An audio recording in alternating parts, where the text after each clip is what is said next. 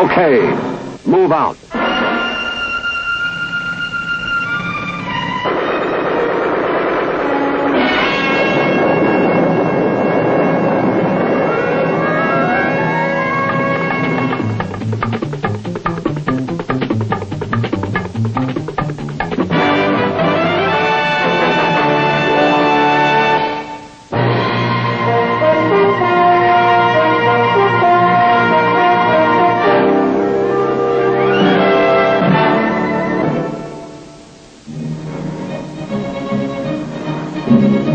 In the spring of 1965, the 1st United States Army combat troops were committed to the conflict raging in South Vietnam.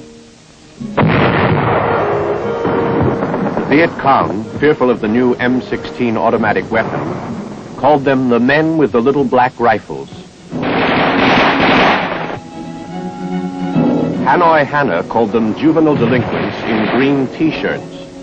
They were American paratroopers of the 173rd Airborne Brigade, and with fierce pride in their outfit, they called themselves the Sky Soldiers.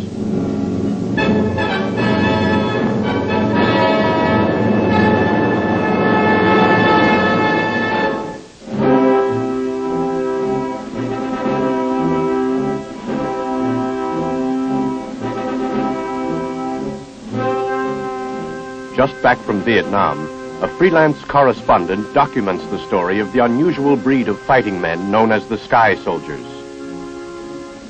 To learn their story, he lived with the paratroopers of the 173rd Airborne Brigade, followed them through the steaming jungles and rice paddies of South Vietnam, where they have made history.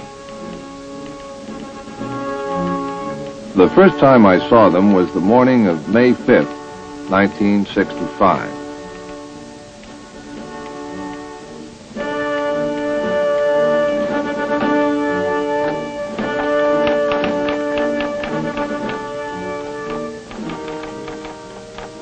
A seemingly endless stream of big-bellied silver C-130s began landing at Bien Hoa Air Base, about 18 miles northeast of Saigon.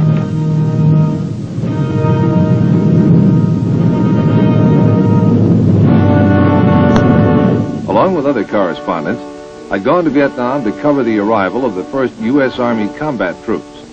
Watching them disembark, you couldn't help seeing that there was a special quality about these men. Young? Sure. But the way they moved and formed up without any confusion, well, there was the feeling you get when you're watching real pros. They knew their business. After seeing them, I decided that I would stay in Vietnam and see these paratroopers in action. Brigadier General Ellis Williamson, commander of the 173rd, had arrived on the lead plane. Asked how long before his troops would be ready to begin patrols, he answered, "Tonight." As a matter of fact, it was a lot sooner than that. In only a few hours, there was a perimeter guard about the airbase. And patrols were moving out beyond the barbed wire. It was the first time in more than a year that any troops had made extended patrols outside the area.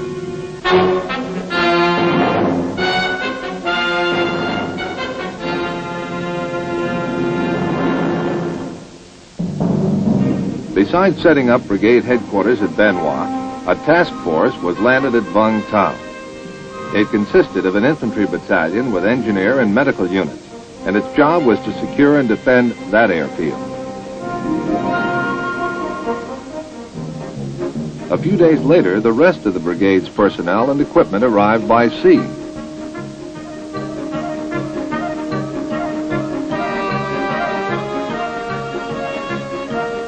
They proceeded by road convoy to Bien Hoa. Now, with all of its men and equipment, the 173rd was set to get rolling.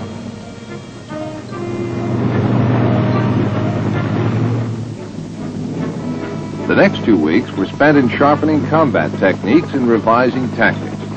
These included eagle flights, fast strikes on targets of opportunity.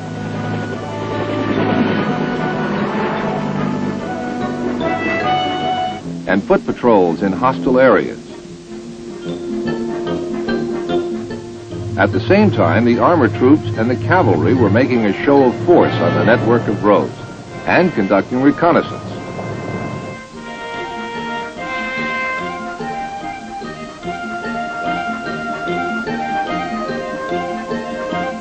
Once secure, the roads came alive with native transport. For the first time in many months, the people of the province could journey to market and visit friends and family.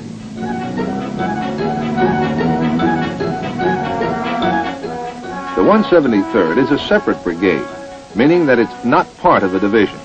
It's self-contained, the first Airborne Brigade to be so classified. At that time, the combat units consisted of 2 battalions of infantry, an artillery battalion with 3 firing batteries, a cavalry troop, and a company of armor. Combat support units included a medical company, a company of engineers, a maintenance company, signal and communications units, transport, supply, and administration. Independence of movement was provided by 2 platoons of troop-carrying helicopters and a gunship platoon.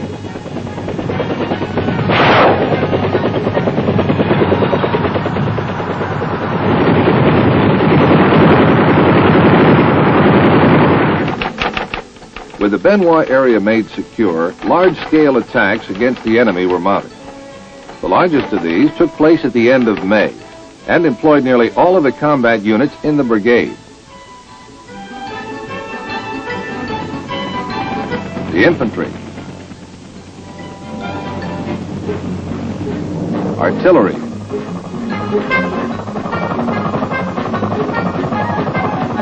and cavalry, as well as engineers and a platoon of volunteers from administration, supply, and maintenance units. It seemed as though everybody wanted to get into the act.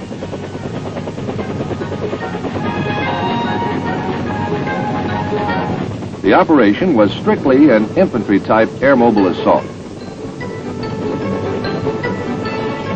The landing zones had been pounded by the Air Force. Then, minutes before the task forces arrived, Army gunships of the brigade made a final sweep.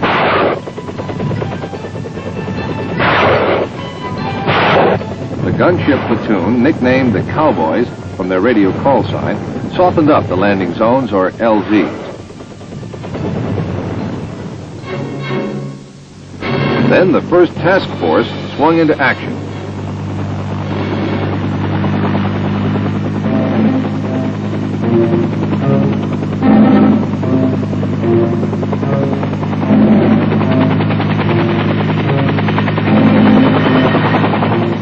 It was made up of cavalry, engineers, support troops, and artillery.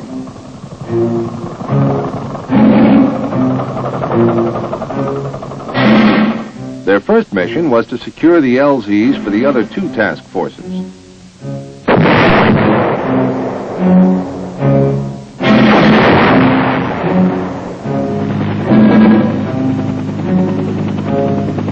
When the other 2 task forces landed, the first elements were already in high gear. The operation got underway quickly and efficiently. You had to be impressed. Young as they were, these men moved like veterans, like pros with years of experience. Officers and enlisted men all worked as a team. You don't get this good just by accident. There must be a good reason. I hadn't yet discovered just what it was. Almost from the moment this operation began, the Sky Soldiers met scattered enemy resistance.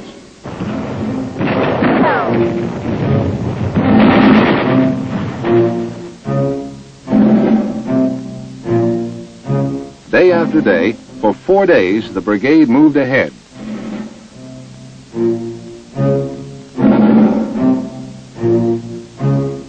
Sometimes through jungle so dense you could hardly see the sky.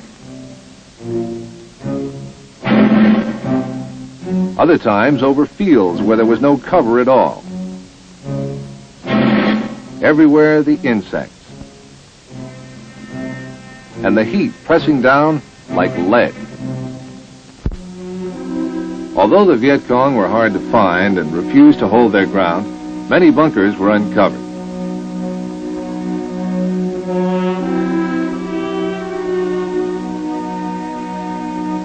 Viet Cong base camps were rendered useless and their supplies captured to distribute to local villagers.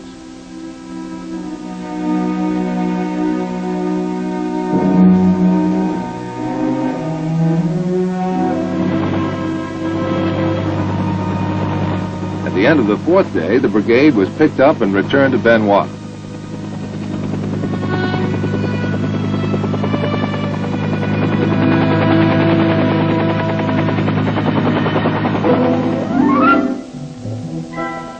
The only way to get to know an outfit is to stay with it in camp as well as in the field. During the next few weeks, talking to the men gave me an opportunity to learn the brigade's background and explained much of the reason for its esprit de corps and its efficiency in combat.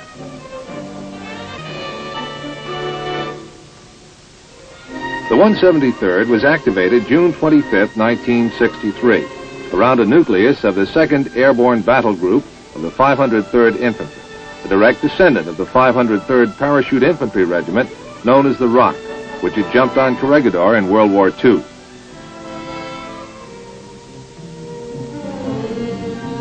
Around these men, they formed a balanced airborne combat force. It was the first and only separate airborne brigade in the United States Army. For 2 years, these men, under the command and guidance of General Williamson and his staff, had been working and training together until they'd been forged into a unique, self-supporting strike force, capable of handling any emergency, any time, any place.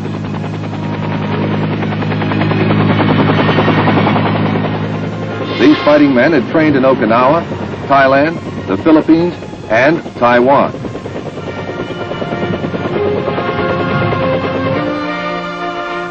Their jungle skills had been honed razor sharp, and every last one was a qualified jumper.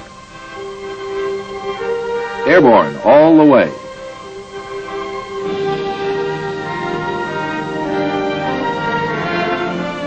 This was truly a crack outfit where re-enlistment often ran as high as 100%, and you can't get better than that.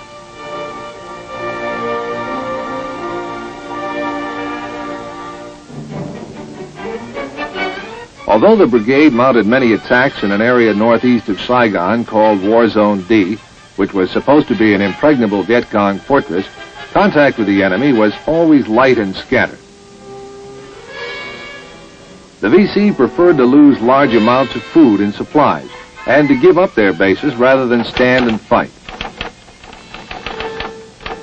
It wasn't long before the Sky Soldiers found out why.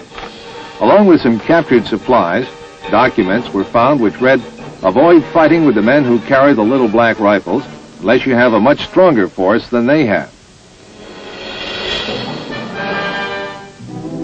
About this time, the brigade took on an international flavor. Attached to it were Australian troops, veterans of the Malaysian campaign, trained in counter-guerrilla warfare. These battle-seasoned soldiers were a welcome addition, fitting right in with the rest of the units. These Aussies were soon to be joined by troops from neighboring New Zealand.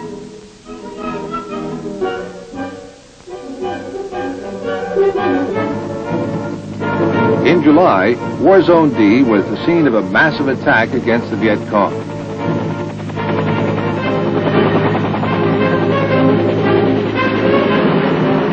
Vietnamese soldiers fought side by side with the troopers of the 173rd.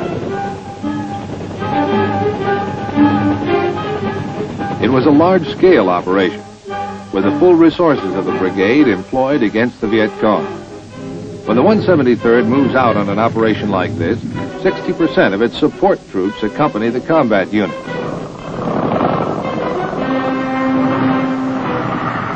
At first, the fighting was light with little opposition.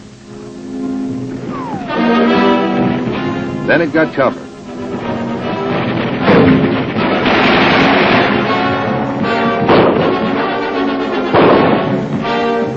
The Sky Soldiers are tough, aggressive fighters, and the deeper into the jungle they went, the fiercer the fighting got. Wherever the enemy was too deeply entrenched, the artillery blasted them loose.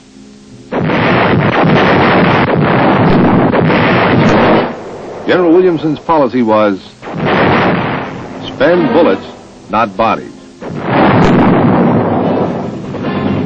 The operation lasted 4 days and was a tremendous success. There were more than 400 Viet Cong casualties and 50 prisoners captured.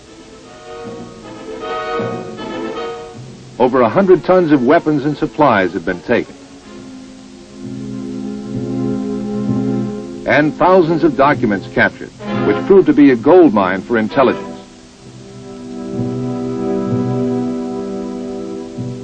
The brigade moved on from success to success. Phuoc Tuy, where a Viet Cong supply route was destroyed.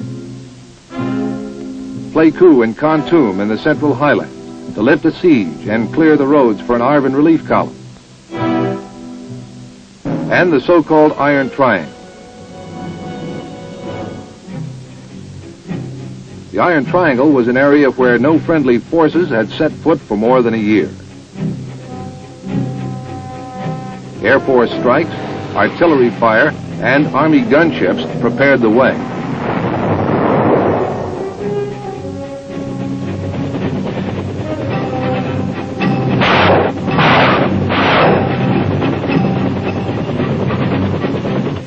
Then the infantry moved in, sweeping through the jungle.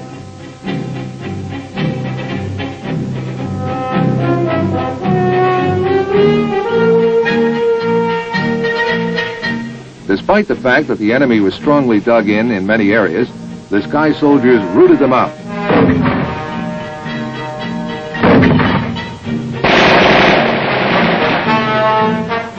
And kept pressing right on.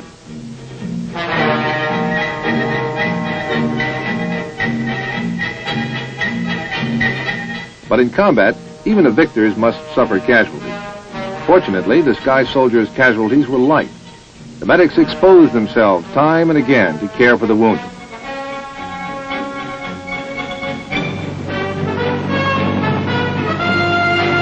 In Vietnam, Dust-Off is the affectionate code name for the medical evacuation helicopters, and they perform miracles in getting in and out of almost impossible spots.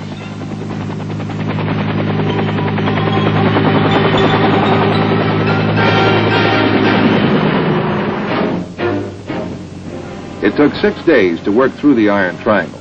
But when it was over, the Viet Cong had lost over 100 men, 6 camps, and thousands of pounds of supplies and food. The myth of the Iron Triangle had been broken and was to stay that way for over a year.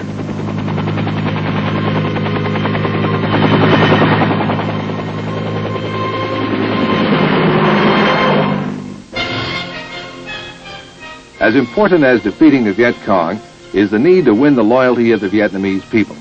To this end, the men of the brigade applied themselves with the same spirit they showed in facing the enemy. A well-rounded program of civic action was initiated.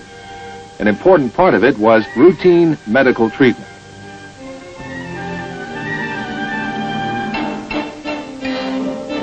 To help the Vietnamese help themselves, heavy equipment was provided to build and restore roads.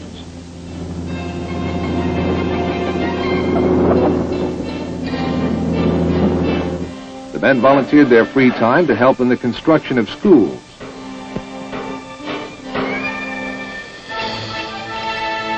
And in educating the Vietnamese.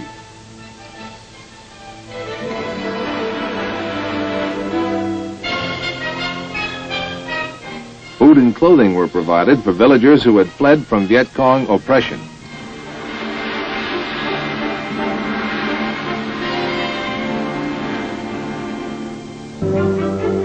For the first time in more than a year, many of the villagers were able to go freely to church, one that the 173rd had helped them to build.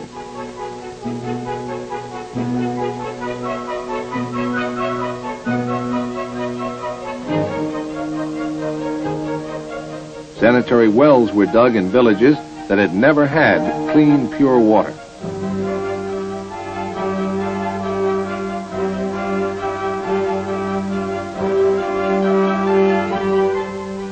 On their own time, and in some cases out of their own pockets, the Sky Soldiers undertook the sponsorship of orphanages and helped refurbish schools and playgrounds for the children.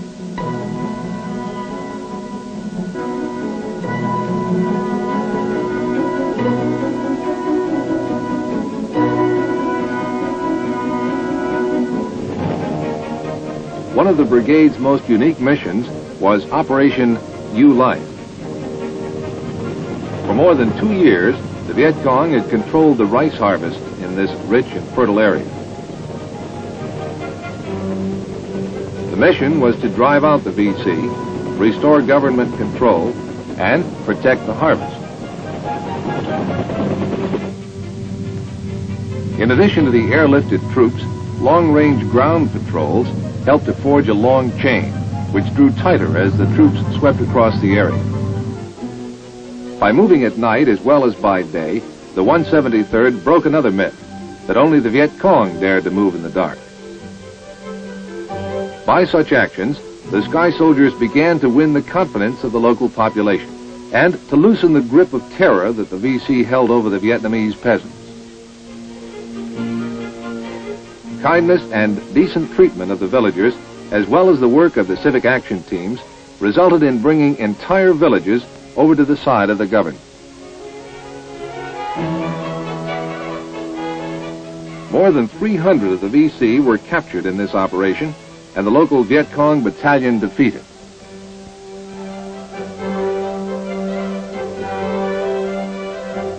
For the first time in 2 years, the people of the region harvested their crop without fear, and the local government could once again function. As proof of the effectiveness of civic action and psychological warfare efforts, nearly 60 ralliers or defectors from the Viet Cong came in with their weapons to surrender. For the 173rd, the missions continued.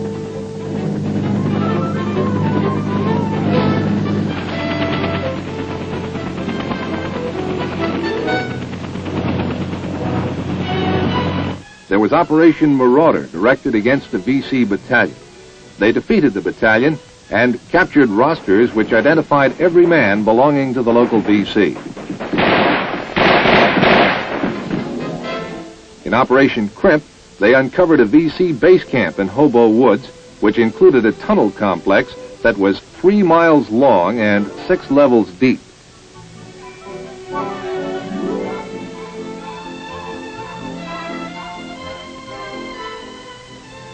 Operation followed operation. Dexter, Yorktown, Aurora 1, Aurora 2, Hardyhood, and Toledo, with little or no break between operations. Operation Sioux City took them back to Zone D once again. Once more, the Viet Cong avoided full contact.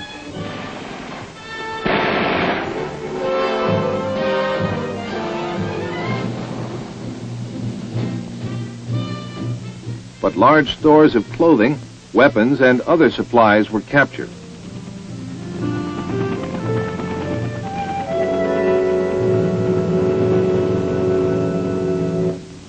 The last operation I saw the 173rd carry out was Junction City.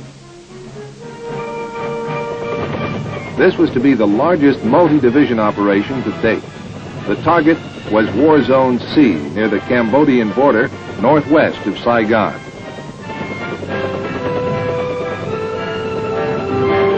The entire brigade was committed.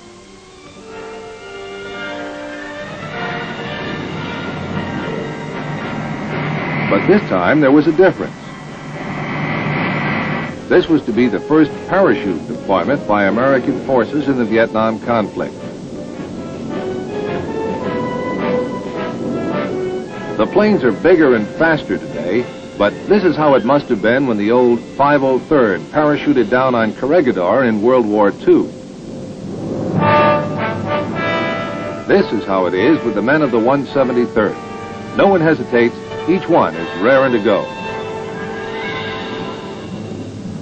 Security was good, But there was some VC ground fire aimed at the paratroopers. A few of the jumpers found holes in their chutes to bear this out.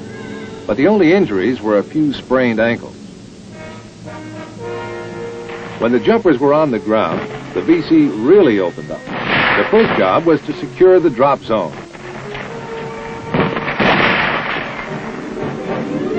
When it was secure, the C-130s began dropping the heavy stuff, equipment, and supplies.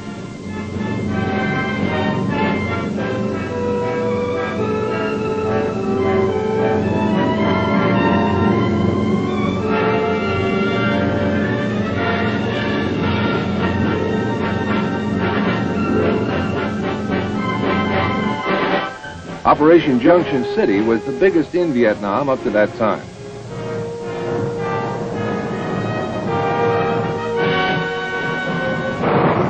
The men of the 173rd did their job all the way.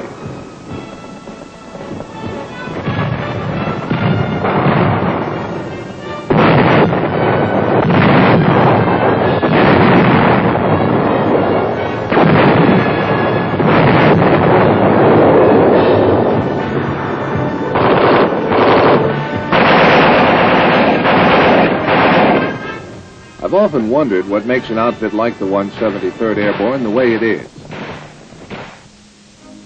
Part of it is due to the men who lead it, like General Williamson, who was responsible for organizing and shaping it.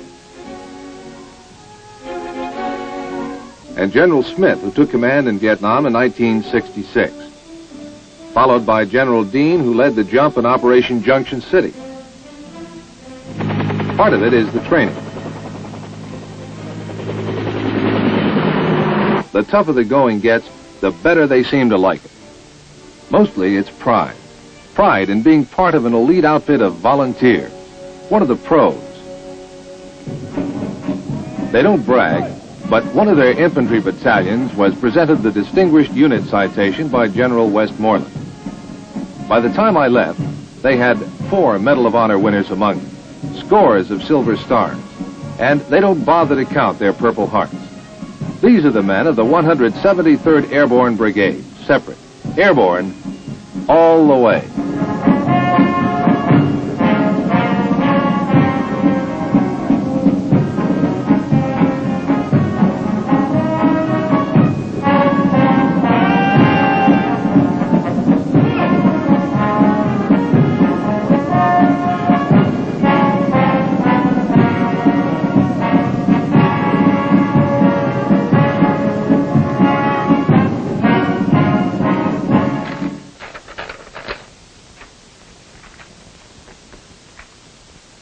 By now, most of the men of the 173rd that I knew have rotated to new assignments. The ranks are filled with new names and faces. But the Sky Soldiers are still in Vietnam, fighting and working to help the Vietnamese people to build a free society of their own choice. And they'll probably stay until the job is done. Well done.